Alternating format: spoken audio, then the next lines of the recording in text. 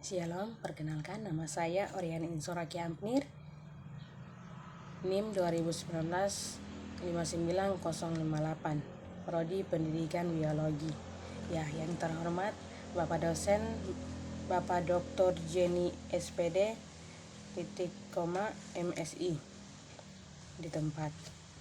Ya, terima kasih Bapak atas waktu yang diberikan kepada saya untuk dapat mempresentasikan hasil laporan saya atau hasil laporan observasi saya. Di sini lokasi saya di SMA Kristen YBT Manokwari. Ya, di sini disahkan laporan saya oleh Guru Pamong Nengsi Samara SPD dan Bapak sendiri. Ya, saya masuk pada kata pengantar. Puji dan syukur kami panjatkan kehadirat Tuhan Yang Maha Esa karena atas berkat dan rahmat-Nya sehingga kegiatan perkenalan lapangan persekolahan atau PLP di SMA Kristen YBT Manokwari, Provinsi Papua Barat dapat dilaksanakan dengan baik sehingga terselesaikannya laporan observasi pada PLP 1. Laporan ini disusun untuk memenuhi salah satu syarat yang harus ditempuh mahasiswa setelah melakukan perkenalan lapangan persekolahan atau PLP di SMA Kristen YBT Manokwari, Provinsi Papua Barat, Universitas Papua tahun 2022-2023. Kegiatan perkenalan lapangan persekolahan atau PLP ini berlangsung selama 12 hari di luar dari hari libur yang dimulai dari tanggal 26 September 2022 hingga tanggal 8 Oktober 2022. Selama di lokasi, peserta perkenalan lapangan persekolahan atau PLP melaksanakan kegiatan observasi di berbagai jenis pengamatan seperti kultur sekolah, struktur organisasi sekolah, dan visi dan misi sekolah, keadaan sekolah di masa pembelajaran sekolah berlangsung di dalam kelas. Selama perkenalan lapangan persekolahan atau PLP, dari awal persiapan pelaksanaan sehingga sampai penyusunan laporan ini banyak mendapatkan bantuan dan dukungan dari berbagai pihak. Oleh karena itu, kami mengucapkan terima kasih yang sebesar-besarnya dan penghargaan kami kepada 1. Rektor Universitas Papua atas kebijakan dan dukungan sehingga pelaksanaan pengenalan lapangan persekolahan atau PLP untuk yang pertama dapat berlangsung dengan baik. Tim pengelola pengenalan lapangan persekolahan atau PLP yang telah berupaya dengan sangat baik guna kelancaran PLP 1 yang berlangsung selama 2 minggu. Dan Bapak yang kedua yaitu Bapak Dr. Haryanto SPD MSc atas waktu dan kesempatan yang telah diluangkan untuk mengantar penulis ke SMA Kristen YBT Manokwari. Yang keempat, Bapak Dr. Jenny SPD MSI selaku dosen pembimbing yang dengan sabar dan penuh perhatian membimbing penulis selama pelaksanaan PLP 1. Yang kelima, Bapak Dr. Christian R. Barampandang, Kepala Sekolah SMA Kristen YBT Manokwari, serta jajarannya dan seluruh siswa-siswi SMA Kristen YBT Manokwari atas segala kebaikan dan kerjasamanya dalam pelaksanaan kegiatan observasi pada tahap 1. Yang keenam yaitu Ibu Nengsi Samara SPD selaku Guru Pamong di SMA Kristen YBT Manokwari yang telah bersedia membimbing dan memberikan masukan-masukan selama kegiatan observasi sampai dengan penulisan laporan ini. Ya, pada Manokwari tanggal 4 Oktober 2022.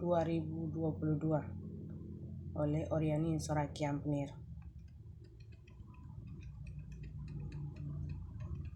Ya, saya masuk langsung ke dalam bagian bab 1. Ya, bab 1 pendahuluan. Di sini ada A, yaitu visi dan misi sekolah. Visi sekolah, terwujudnya budaya sekolah yang beriman, cerdas, terampil, dan unggul. Misi sekolah di sini yaitu untuk mewujudkan misi SMA Kristen YBT Manokwari, merumuskan beberapa misi sekolah sebagai berikut. Yang pertama atau yang satu, mengembangkan amanah Injil Yesus Kristus. Yang kedua, menjalankan sembo yang anu beta tubat atau mari angkat bersama-sama. Yang ketiga, memberikan pengetahuan dan peduli lingkungan. Yang keempat, menambangkan kemahiran siswa. Yang kelima, mengembangkan kompetensi siswa sesuai dengan potensi yang dimiliki. Yang keenam, mengembangkan citra sekolah sebagai mitra terpercaya masyarakat. Yang ketujuh, menyelesaikan administrasi sekolah sebagai mitra terpercaya masyarakat. Saya masuk di bagian B, yaitu profil sekolah. Di sini profil sekolah SMA Kristen YBT Manokwari. Bagian A, identitas sekolah. Nama sekolah SMA Kristen YBT Manokwari. NIS 60 40 15 51 atau NSS 30 25 40 11 52. Jenjang pendidikan yaitu SMA. Status sekolah yaitu swasta. Di sini alamat Jalan Pahlawan Manokwari atau belakang Taman Makan Pahlawan. Desa atau kelurahan Sanggeng. Daerah perkotaan. Kode pos 98312. Kegiatan belajar mengajar dilakukan pada pagi hari. Kecamatan Manokwari Barat.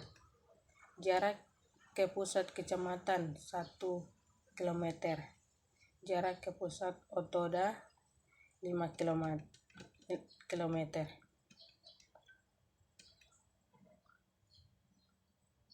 Terletak pada lintasan kabupaten kota. Status kepemilikan yayasan atau milik sendiri.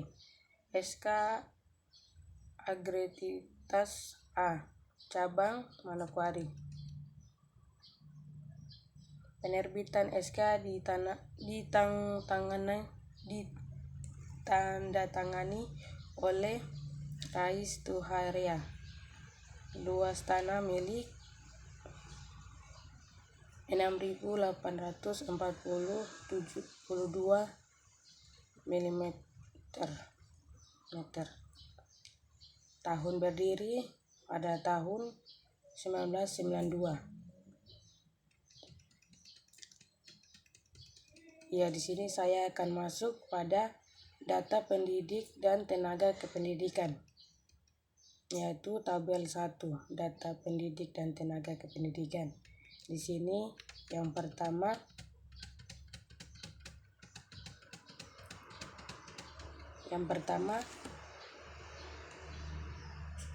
Dr. Christian Remri Barampandang.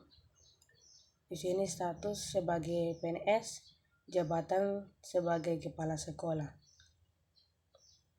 Dan yang kedua, Wildamina. Di sini status sebagai PNS, jabatan Wakasek Kesiswaan. Yang ketiga, Denny Omhidrat SPD, status sebagai PNS dan pendidikan terakhir sarjana S1 dan jabatannya sebagai Wakasek Prasarana. Yang keempat, Sarah Sandra Isir, SPD. Di sini statusnya sebagai PNS, jabatannya sebagai Wakasek Kurikulum. Pendidikan terakhirnya yaitu S1.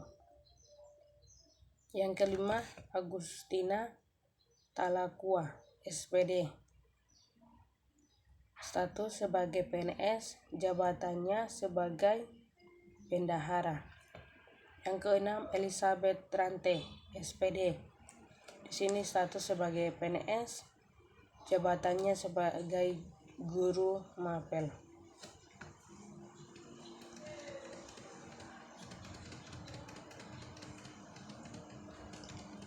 Yang ketujuh, Sunarsi, SPD. Jabatannya sebagai PNS, anggota Kepala Perpustakaan. Yang kedelapan,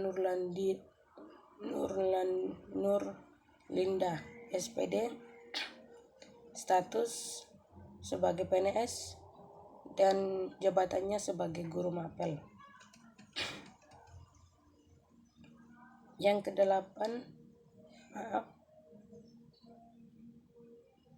kesembilan, Yurje Ahoren, SPD. Statusnya sebagai PNS, guru mapelnya, jabatannya yaitu guru mapel. Yang ke-10, Lohin Laismina. Statusnya PNS, jabatannya sebagai guru mapel. Yang ke-11, Laura G. Papilaya, SPD. Statusnya PNS dan jabatannya sebagai guru mapel. Yang ke-12, Ferry Sapan Bundin, SPD. Statusnya PNS dan jabatannya sebagai guru mapel. Yang ke-13, Natalia Lalang, SE. Status sebagai PNS dan jabatannya sebagai guru mapel. Yang ke-14, Anisara, SE. Status sebagai PNS, jabatannya guru mapel. Yang ke-15, Yuli Yulanda Usro. Status PNS dan jabatannya sebagai staf administrasi. Yang ke-16, Nengsi Samara, SPD. Status sebagai honor dan jabatannya sebagai guru mapel. Yang ke-17, Ida Sambrida, SPD. Yang ke-18, Hans Romainum, STH. Di sini statusnya sebagai honor dan jabatannya sebagai staf TU. Yang ke-19, Edward Sinon, statusnya sebagai honor dan jabatannya sebagai staf TU. Saya masuk pada bagian 3 yaitu data peserta didik. Di sini tabel 2 jumlah peserta didik berdasarkan jenis kelamin. Di sini ada 6 kelas yaitu kelas 10 IPA berjumlah 16 siswa dengan berjenis kelamin laki-laki 7 orang dan perempuan 9 orang. Dan kelas 10 IPS dengan jumlah 15 orang. Di sini laki-laki 8 orang dan perempuan 7 orang. Dan yang kelas ketiga yaitu kelas 11 IPA dengan jumlah 24 siswa dengan jenis kelamin laki-laki 11 orang dan perempuan 13 orang. Dan kelas keempat yaitu kelas 11 IPS dengan jumlah siswa 21 siswa. Dengan jenis kelamin laki-laki 10, perempuan 11. Masuk di kelas 12 IPA dengan jumlah 33 siswa dengan jenis kelamin laki-laki 24 dan perempuan 9. Dan kelas 12 IPS dengan jumlah 35 siswa dengan jenis kelamin 23 siswa dan 12 siswa. Kita masuk pada tabel ketiga, yaitu peserta didik sesuai usia atau umur. Di sini di kelas 10 umur 26 tahun tidak ada, 23 tahun tidak ada, umur 22 tahun 1, 21 tahun tidak ada, umur 20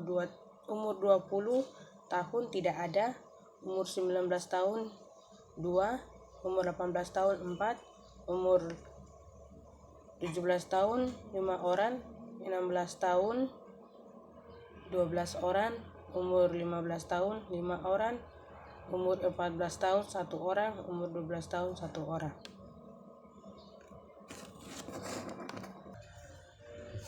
Ya, kita masuk di kelas 11. Di sini umur 26 tahun tidak ada, umur 23 tahun 1 orang, umur 22 tahun 1 orang, umur 21 tahun 4 orang, umur 20 tahun 1 orang, umur 19 tahun 7 orang, umur 18 tahun 8 orang, umur 17 tahun 17 orang, umur 16 tahun 7 orang, umur 15 tahun tidak ada, umur 14 tahun tidak ada, umur 12 tahun tidak ada.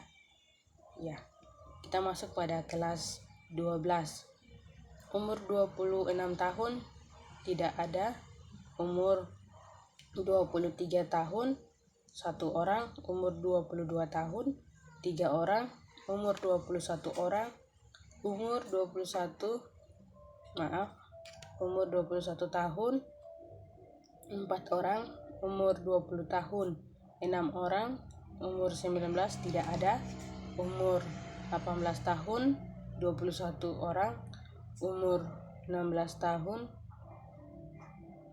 tidak ada, umur 17 tahun 16 orang, umur 15 tahun tidak ada, umur 14 tahun tidak ada, umur 12 tahun juga tidak ada. Kita masuk di tabel keempat, yaitu peserta didik sesuai agama.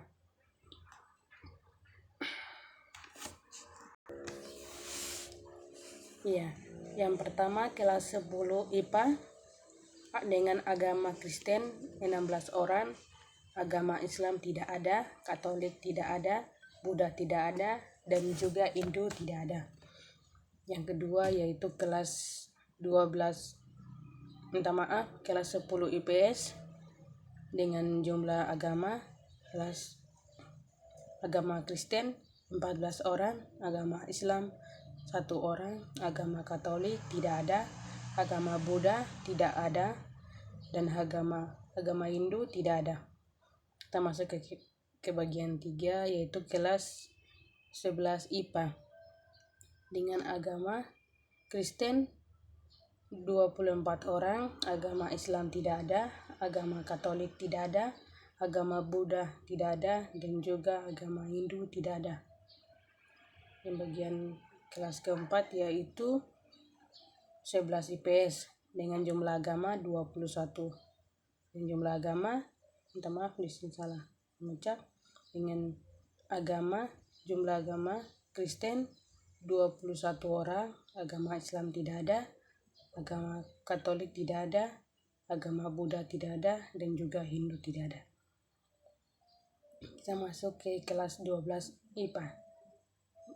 Agama Kristen 33 orang, Islam tidak ada, Katolik juga tidak ada, dan Buddha tidak ada, Hindu juga tidak ada. Kita masuk ke kelas 12 IPS dengan jumlah 35. orang. Agama Kristen, Islam tidak ada, Katolik tidak ada, dan juga Buddha tidak ada, Hindu tidak ada.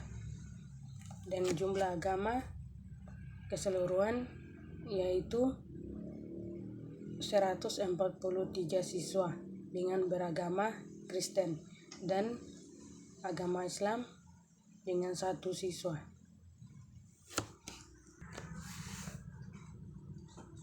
Ya, kita masuk di tabel yang kelima, yaitu jumlah pendapatan atau penghasilan orang tua. Yang bagian kelas 10 di sini tidak penghasilan 5 orang, kurang dari 500 6 orang, 500 sampai 900 3 orang, 1 juta sampai 1.900.000 2 orang, dan 2 juta sampai 4 juta 1 orang. Dan kelas 10 IPS di sini tidak mampu atau tidak ada penghasilan.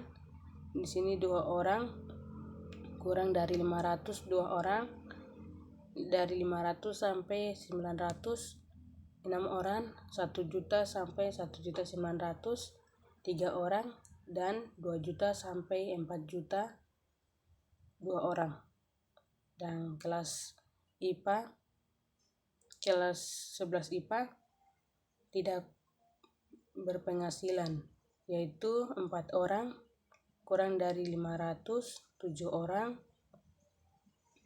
500 sampai 900 7 orang, 1 juta sampai 1.900.000 5 orang, 2 juta sampai 4 juta 3 orang. Dan kita masuk ke kelas 11 IPS, tidak berpenghasilan di sini 5 orang, kurang dari 500 ada 7 orang, 500 sampai 900 tidak ada, dan 1 juta sampai 1.900.000 5 orang, 2 juta sampai 4 juta 5 orang. Kita masuk ke kelas 12 IPA, tidak berpenghasilan ada 6 orang, kurang dari 500 ada 6 orang, 500 sampai 900 ada 6 orang, 1 juta sampai 1.900.000 ada 6 orang, dan 2 juta sampai 4 juta ada 10 orang. Dan kelas 12 IPS tidak berpenghasilan. Di sini ada 4 orang, kurang dari 500 ada 14 orang, 1 juta sampai 1.900.000 ada 5 orang, dan 2 juta sampai 4 juta ada 7 orang. Jadi jumlah keseluruhan dari tidak berpenghasilan ada 26 siswa, dan kurang dari 500 42 siswa, 500 sampai 900 ada 28 siswa, dan 1 juta sampai 1.900.000 ada 26 siswa, 2 juta sampai 4 juta ada 28 siswa. Ini jumlah dari penghasilan setiap siswa-siswi yang sekolah di SMA Kristen YBT Manokwari.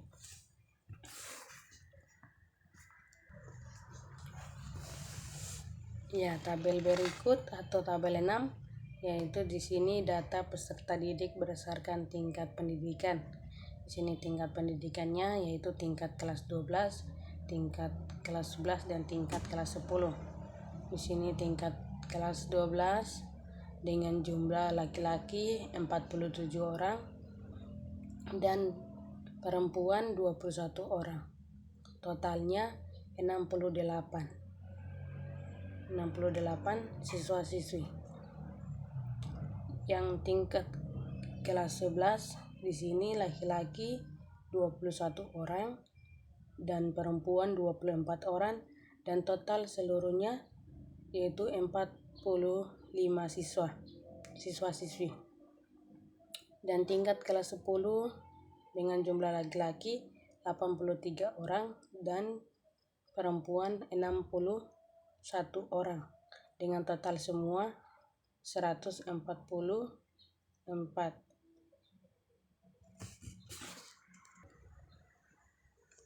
Ya, saya masuk di bab 2 yaitu prosedur pelaksanaan. Yang bagian A, rincian kegiatan dan pelaksanaan PLP. Bagian 1, rincian kegiatan PLP tahap 1 meliputi bagian A, persiapan yang dilakukan sebelum pelaksanaan kegiatan PLP yaitu pendaftaran setiap mahasiswa yang ingin mengikuti PLP melalui jurusan masing-masing. Persyaratan yang digunakan adalah transkrip nilai dan mendapat persetujuan dari jurusan masing-masing atau sudah mengambil mata kuliah syarat untuk mendapat mengontrak PLP. Bagian B, setelah proses pendaftaran dilakukan, mahasiswa peserta PLP diwajibkan untuk mengikuti pembekalan. Pembekalan berlangsung selama 1 hari.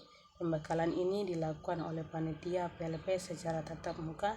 Dalam pembekalan PLP, peserta PLP diberikan materi-materi yang nantinya digunakan sebagai bekal dalam penerapan di lapangan.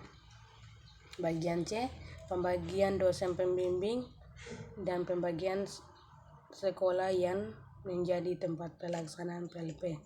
Bagian D, setelah itu mahasiswa diserahkan ke pihak sekolah pada tanggal 26 September 2022 oleh dosen pendamping yang telah ditentukan oleh pengelola PLP.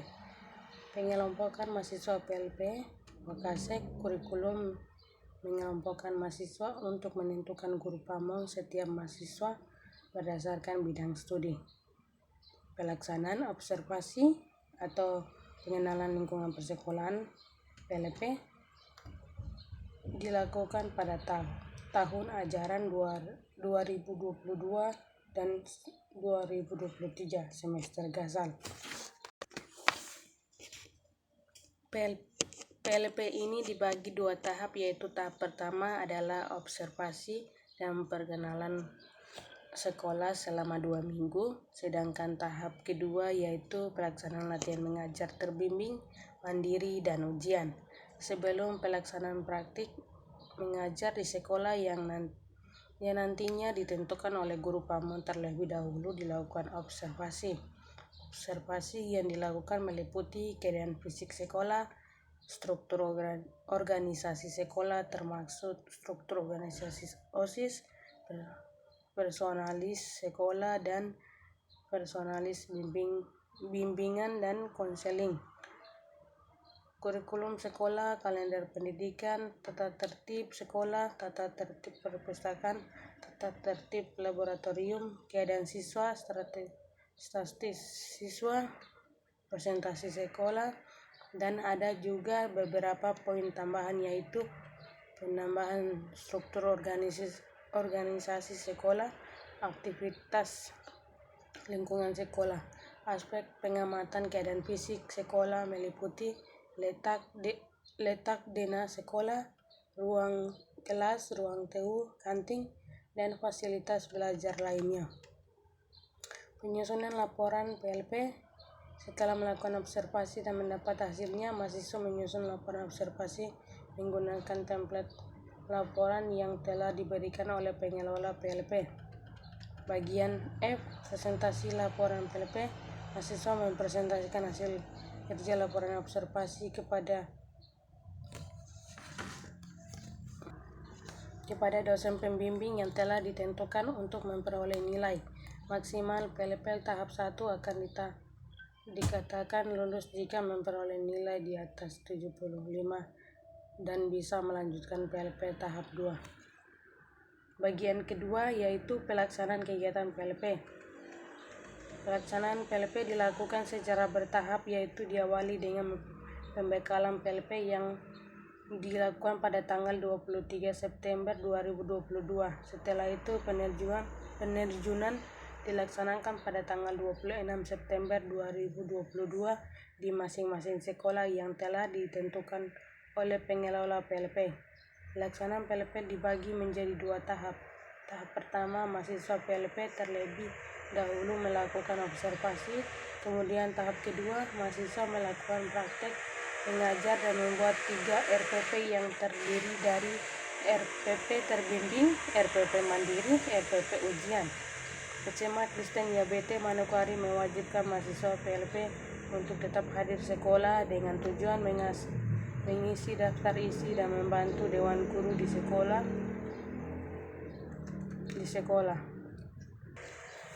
Masuk di bagian B, yaitu langkah-langkah melakukan pengamatan.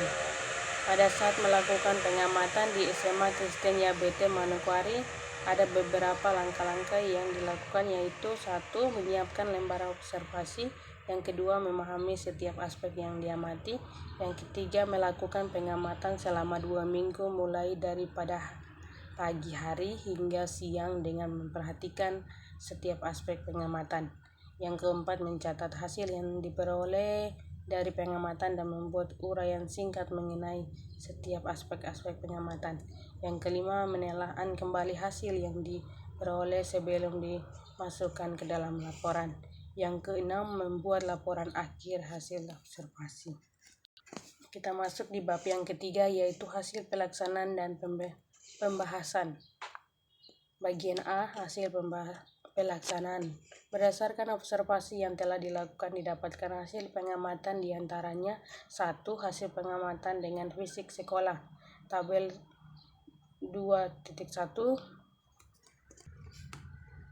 Tabel hasil pengamatan keadaan fisik sekolah.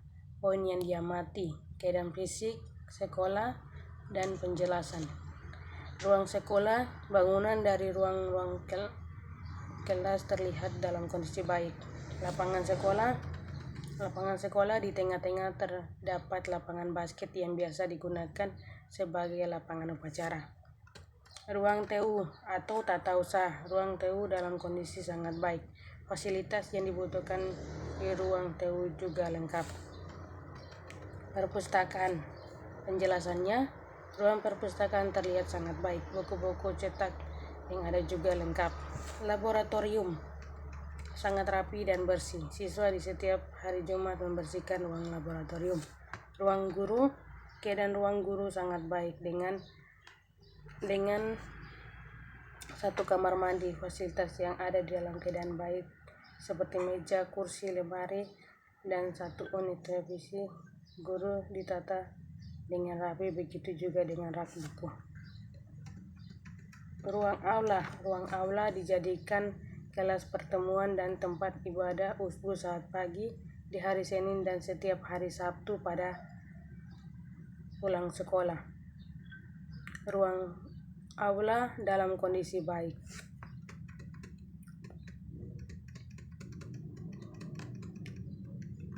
Kita masuk di lembar pengamatan kultur sekolah. Tabel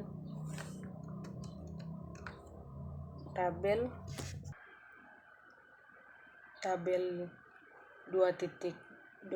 Tabel lembar pengamatan kultur sekolah. Aspek pengamatan, yaitu kegiatan 3S, senyum, sapa, salam. Di sini keterangan baik dan pengkondisian awal belajar, keterangannya baik. Upacara bendera baik. Penggunaan seragam sekolah baik. Anjuran menjaga kebersihan baik. Anjuran menjaga ketenangan baik. Dan anjuran menjaga manfaat waktu baik. Tercipta suasana yang tenang dan nyaman untuk belajar, keterangannya juga baik.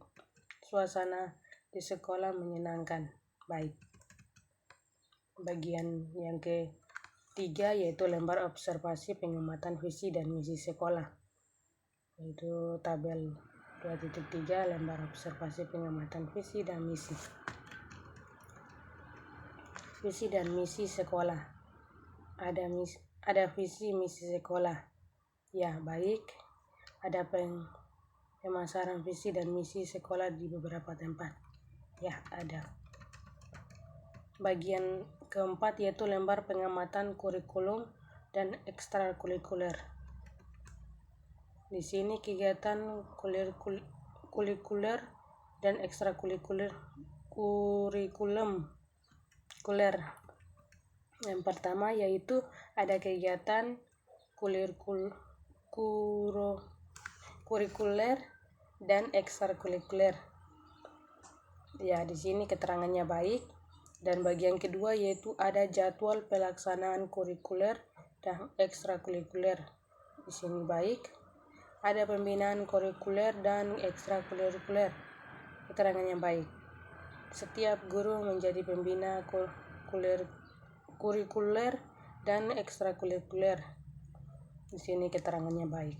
Dan yang kelima, setiap siswa wajib mengikuti kurikuler dan ekstrakurikuler. Yang bagian B yaitu pembahasan 1. Pengamatan kultur sekolah, kegiatan 3S atau senyum sapa salam di SMA Kristen YBT Manokwari. 3S yaitu senyum, salam, dan sapa sudah menjadi hal yang biasa dilakukan setiap berada di lingkungan sekolah. Di depan gerbang sekolah sebelum pukul 7.15 waktu Indonesia Timur, selain persiapan guru yang mengajar sudah ada di dalam kelas, diawali ucap salam lalu memperhatikan siswa. Pelaksanaan 3S di luar sekolah, setiap guru SMA Kristen YBT yang piket berdiri di depan gerbang menyambut kedatangan siswa dengan tersenyum. Siswa saat bertemu senyum, mengucapkan salam, menyapa guru. Kemudian apabila ada tamu datang ke kantor kepala sekolah dan staf guru menyambut dengan bahasa yang sopan santun. Pelaksanaan di dalam kelas, siswa saat bertemu guru bersikap sopan santun dalam bertanya maupun meminta izin keluar kelas. Kemudian saat pulang sekolah, siswa berbaris dengan rapi dan menyalami tangan guru dengan sopan santun. Evaluasi bagi guru dilakukan rapat setiap bulan. Bagi siswa dilihat dari nilai sikap dan dalam kelas. Yang bagian B yaitu pengkondisian awal belajar, harus menciptakan kondisi belajar yang sangat menarik perhatian siswa-siswi SMA Kristen YBT Manokwari agar kondisi dari awal belajar bisa berjalan baik sehingga ke depan proses belajar di sekolah tersebut lebih baik lagi. Upacara bendera, kita tahu bahwa setiap sekolah selalu melakukan upacara